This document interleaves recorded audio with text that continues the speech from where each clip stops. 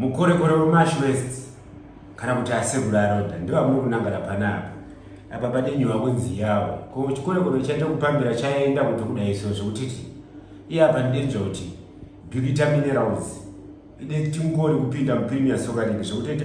yakusangana neyadhi kwa Prophet Magayara chinga chide herereka pakati apa zvokutoti kudai aito araudhwa pasa kuti Nhandare Heart Stadium inanga wezipasiwa chitambo mutambo wenhabvuka isitenda adaidzira nechikorekore zvoite burika ndaya kuti mutauro kuti daidzira bhora nechikorekore nzoti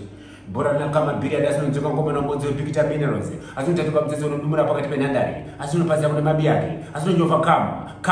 kama ndobhora natinyosva mambure ramwakaira nimandinangara so chikorekore ichi muntu una frufreti wouta Magaya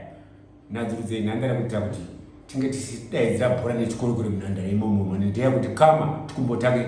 tide tichimara tine pokonyora mabhora asina atinyosva mambure